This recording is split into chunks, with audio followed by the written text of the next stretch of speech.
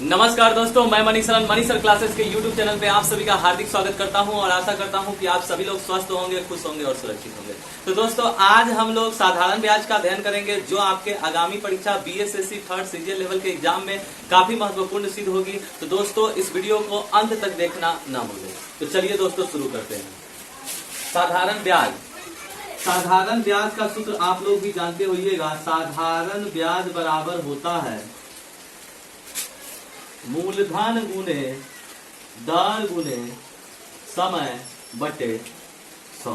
अर्थात यदि आपको मूलधन पता हो, दर पता हो और समय पता हो तो आप साधारण ब्याज निकाल सकते हैं। एक एग्जांपल से इसको समझते हैं। मान लीजिए कोई 1600 रुपया 4% की वार्षिक दर से, ठीक है, 2 वर्षों के लिए लिया, तो 2 वर्ष बाद उसको इस 1600 रुपया का कितना ब्याज देना पड़ेगा, तो बटे 100।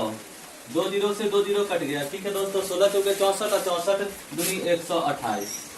128 रुपया उसको ब्याज के रूप में देना होगा। ठीक है, तो मूलधन 1600 रुपया और देना होगा 128। ठीक है, ये ब्याज 2 वर्ष का ब्याज, तो टोटल जोड़िएगा तो 1728। कहने का मतलब है कि मिश्रधन उसका हो गया 1728। 2 वर्ष बाद उसको 1728 रुपया देना होगा। ठीक है दोस्तों, मूलधन में ब्याज प्लस कर दिए तो क्या निकल जाता है, मिश्रधन। चलिए दोस्तों, इस फॉर्मूला के हेल्प से आप क्या क्या निकाल सकते हैं। यदि आपको किसी सवाल में दिया हुआ है कि साधारण ब्याज पता है, ठीक है, दर पता है, समय पता है, लेकिन मूलधन पता नहीं है, मूलधन निकालना है। ठीक है दोस्तों, तो उस स्थिति में मूलधन बराबर होता है, जरा गौर से देखिएगा, क्रॉस मल्टीप्लीकेशन कीजिएगा तो आएगा आपका क्या, साधारण ब्याज गुना 100। साधारण ब्याज गुना 100 बटे दर गुना समय। दर गुना समय, इस फॉर्मूला के हेल्प से आप मूलधन निकाल सकते हैं। ठीक है दोस्तों, यदि आपको अगर कोई ऐसा सवाल दिया हो कि साधारण ब्याज पता हो, ठीक है, मूलधन भी पता हो, दर पता नहीं हो, लेकिन समय भी पता हो, तब उस समय दर निकालने के लिए दर बराबर, ठीक उसी प्रकार क्रॉस मल्टीप्लीकेशन कीजिएगा तो ब्याज, साधारण ब्याज गुने 100 बटे मूलधन गुने समय। मूलधन गुने समय। ठीक है दोस्तों, इसी प्रकार से आपको साधारण ब्याज पता हो, मूलधन पता हो, दर पता हो, लेकिन समय पता नहीं हो, तब समय निकालने के लिए समय बराबर ब्याज गुना 100 बटा मूलधन गुने दर।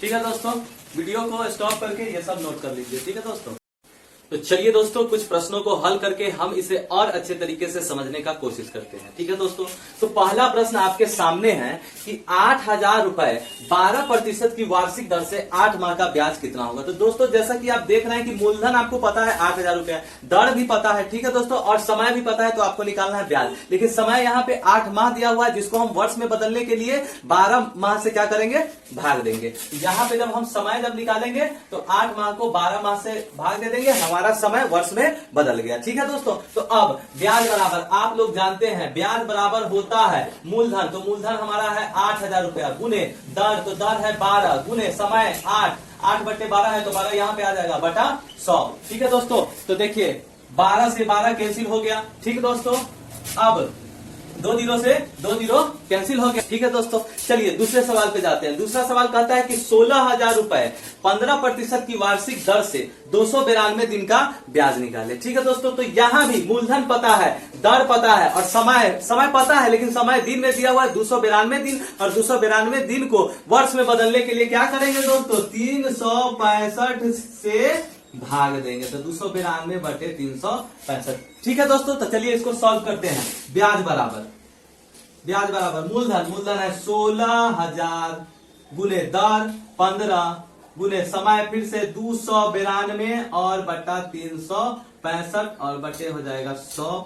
ठीक है दोस्तों, जब इसको आप सॉल्व करेंगे तो 2 जीरो से 2 जीरो कैंसिल। ठीक है, 5 से काटिए, 5 तिहाई 15 और 5 सते 35, 5 तिहाई 15, 73 चौक 292। ठीक है दोस्तों, तो 16 3 चौके 12, 16 12 में जब गुना कीजिएगा तो आएगा 192 और 1 जीरो यहाँ पर है तो 1 जीरो यहाँ पर, मतलब कि 1920 रुपए ब्याज देना होगा। ठीक है दोस्तों, अब चलिए तीसरे सवाल पे आते हैं। तीसरा सवाल कहता है कि 17,000 रुपए 20% वार्षिक दर से 26 फरवरी 2022 से 22 जुलाई 2022 तक का ब्याज निकाले। तो दोस्तों यहाँ पर देखिए दिन में ही दिया हुआ है, लेकिन डेट दिया हुआ है कि 26 फरवरी 2022 से 22 जुलाई 2022 तक। तो पहले आप ऐसे सवालों में वर्ष देखिएगा कि वर्ष लीप ईयर में है कि नहीं। तो यहाँ पर वर्ष जो 2022 है वो लीप ईयर में नहीं है। तो एक बात याद रखिएगा, जिस महीने के जिस दिन ब्याज लिया जाता है उस महीने के पूरे दिन में से जिस दिन ब्याज लिया जाता है उसको माइनस कर दीजिए। ठीक है दोस्तों, तो 26 फरवरी को ब्याज लिया गया और लीप ईयर भी नहीं है, तो इसका मतलब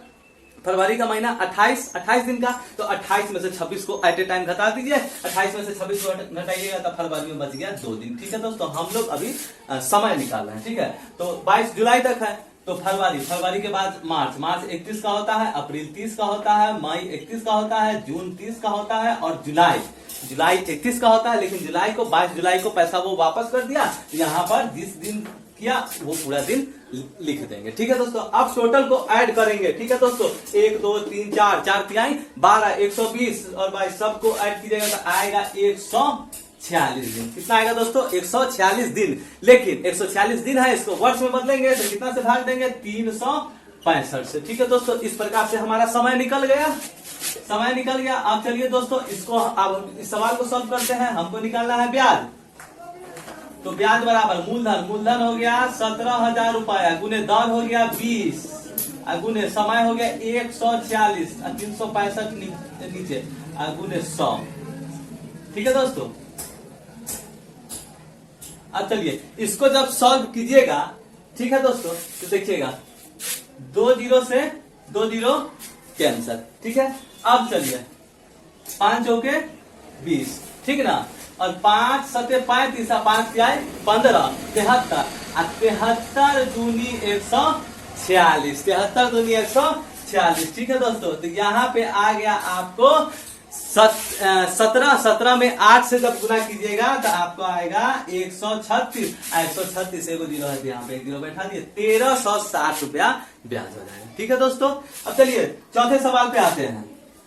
ये कह रहा है कि रुपए 250 ब्याज प्राप्त करने के लिए कितने रुपए को 8 महीने के लिए 6% ब्याज दर से साधारण ब्याज पर देना होगा। अर्थात मूलधन आपसे पूछ रहा है, ब्याज दिया हुआ है, समय दिया हुआ है 8 महीना, दर भी दिया हुआ है 6% और आपसे पूछ रहा है मूलधन। ठीक है दोस्तों, तो पहले समय को ठीक कर लेते हैं। समय 8 महीना है, तो समय को वर्ष में बदलने के लिए 8/12, ठीक है, 12 महीना से उसमें भाग दे देंगे, हमारा समय निकल गया। ठीक है, तो अब मूलधन हमको निकालना है, तो मूलधन बराबर होता है ब्याज गुने 100 बटे दर गुना समय, तो 8/12 है, तो 12 कहां चल जाएगा दोस्तों? ऊपर चला जाएगा। ठीक है, तो अब चलिए इसको सॉल्व करते हैं। तो 6 दूनी 12 और 2 चौके 8 और 4 से इसको काटिएगा 25 मरतबे, 25 में 25 से गुना कीजिएगा 625 और 1 जीरो है तो 1 जीरो यहाँ पर, मतलब कि 6250 रुपया आपको मूलधन हो गया। ठीक दोस्तों, तो चलिए दोस्तों बढ़ते हैं अगले सवाल पे। अगला सवाल है 2500 की धनराशि पर 7 वर्षों का 2 भिन्न स्रोतों से प्राप्त ब्याज का अंतर 17.50 रुपया है, तो उनके दरों का अंतर पता है। अर्थात मान लिया कि ए और बी ने एक ही समय में किसी व्यक्ति से 2500 रुपया लिया। ठीक है दोस्तों, ए ने भी 2500 रुपया लिया, बी ने भी 2500 रुपया, लेकिन ए और बी को अलग अलग दरों पे पैसा मिला। ठीक है दोस्तों, तब जब दोनों ने 7 वर्षों बाद दोनों ए और बी ने जब अपने पैसे का भुगतान किया तो दोनों के ब्याज का जो अंतर आया वो आया 17.50 रुपया। तो आपसे पूछ रहा है कि दोनों का दर का अंतर बताइए। ठीक है दोस्तों, मतलब कि आपसे दर पूछ रहा है, तो आप लोग जानते हैं दर बराबर ब्याज गुने 100 बटे मूलधन गुने समय। तो यहाँ पे दरों का अंतर है, तो हो जाएगा दरों का अंतर। ठीक है दोस्तों, तो दरों का अंतर बराबर यहां पे हो जाएगा बराबर ब्याज में अंतर, तो ब्याज में अंतर 17.50 गुने 100 और बटे मूलधन कितना है दोस्तों 2500 गुने समय कितना है तो 7 वर्ष। ठीक है दोस्तों, चलिए इसको सॉल्व करते हैं। दशमलव को हटाइएगा तो यहाँ पे आपको 100 आ जाएगा। ठीक है, क्योंकि दशमलव के बाद 2 अंक है। ठीक है दोस्तों, सॉल्व कीजिएगा तो 100 से 100 कैंसिल हो गया, 10 से 10 कैंसिल हो गया, 25 से तो 25 एकम 25 1 जीरो, ठीक है, और 25 सते 175। ठीक है दोस्तों, और 7 से 7 कट गया। ठीक है, तो यहाँ पे आपका आ जाएगा कितना दोस्तों 1/10 अर्थात 0.1%। ठीक है दोस्तों 0.1%।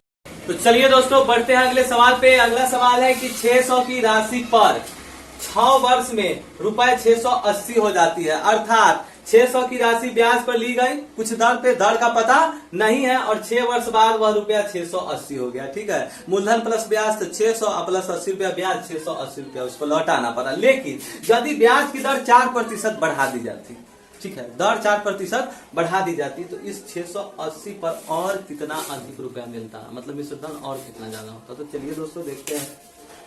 जहां पे कह रहा है ब्याज की दर में 4% की वृद्धि हुई, तो दर में वृद्धि होगी तो ब्याज में भी वृद्धि होगी, तो ब्याज में वृद्धि यही निकाल लेते हैं पहले। तो ब्याज में वृद्धि बराबर क्या होगा, मूलधन, तो मूलधन है 600 गुने दर कितना वृद्धि हो रहा है तो 4% का, गुने समय कितना है तो 6 और बटे में 100। ठीक है दोस्तों, अब डबल जीरो से डबल जीरो कैंसिल हो गया, आप दोनों को 100 को गुना कीजिएगा, आएगा 144 रुपए। ठीक है, तो पहले था कितना मिश्र धन, कितना रुपया था तो 680 था, तो 680 में 144 ऐड कर दीजिएगा तो आपको आ जाएगा कितना 824 रुपया। ठीक है दोस्तों, यही 824 रुपया नया मिश्र धन हो जाएगा। तो चलिए दोस्तों बढ़ते हैं अगले सवाल पे। अगला सवाल है कि 600 रुपए की एक धनराशि 12% की वार्षिक साधारण ब्याज की दर से निवेशित की जाती है। ठीक है दोस्तों, तथा एक अन्य धनराशि, दूसरी धनराशि 10% की वार्षिक साधारण ब्याज की दर से निवेशित की जाती है। ठीक है, यदि 6 वर्षों बाद दोनों धनराशियों पर, ठीक है, दोनों धनराशियों पर प्राप्त कुल ब्याज 864 रुपए हो तो दूसरी धनराशि क्या होगी। ठीक है दोस्तों, तो आपसे ये जो दूसरा धनराशि है जो 10% की दर से निवेशित की गई उसका मूलधन पूछ रहा है। ठीक है, तो मूलधन पूछ रहा है, तो दोनों का ब्याज, ठीक है दोस्तों, दोनों का ब्याज को क्या करेंगे, जोड़ देंगे, और जोड़ने पर कितना आया 864। तो चलिए पहला का देखिए, पहले का मूलधन कितना है 600 गुने दर कितना है तो 12, और समय दोनों का समान ही है, समय दोनों का क्या है 6 वर्षीय है, तो गुने 6 अब बटे 100। ठीक है दोस्तों, प्लस दोनों को जोड़ के आया है तो प्लस, इसका मूलधन हमको पता नहीं है तो P मान लेते हैं, गुने दर पता है 10 और समय भी पता है, समय कितना है 6, क्योंकि समय दोनों का समान ही है 6 अब बटा 100 बराबर दोनों पर प्राप्त ब्याज आया कितना तो 864 रुपया आया था दोस्तों। ठीक है दोस्तों, कितना आया 864। अब चलिए इसको आप सॉल्व करते हैं। जब सॉल्व कीजिएगा दोस्तों 2 जीरो से 2 जीरो यहाँ पे आपको कैंसिल हो गया। ठीक है दोस्तों, तो 12 छक 72 और 72 छक 432 रुपया यहाँ पे आ गया। अब प्लस यहाँ पे अगर आप सॉल्व कीजिएगा तो 1 जीरो से 1 जीरो कैंसिल हो गया, तो 6p/10 बराबर 864। ठीक है दोस्तों, सॉरी दोस्तों, अब देखिए 6p/10 या 6p/10 बराबर 864 और 432 इधर है तो माइनस 432 माइनस कीजिएगा तो कितना आएगा 432। ठीक है, 864 में से 432 गया, आ गया 432। ठीक है, तो p बराबर क्या हो जाएगा दोस्तों तो 432 गुना 10 यहाँ पर जाएगा 10 अब बटे 6 यहाँ पे तो 6। ठीक है दोस्तों, 6 से ये कटेगा 6 सते 42 और 6 दूनी 12। ठीक है, तो आपका जवाब आएगा 720 रुपया। ठीक है दोस्तों, कितना 720 रुपया, तो मूलधन हो गया 720। ठीक है दोस्तों, ऐसे ही और मजेदार सवाल मैं अगले पार्ट में लाऊंगा। ठीक है दोस्तों, तो वीडियो को अंत तक देखने के लिए धन्यवाद।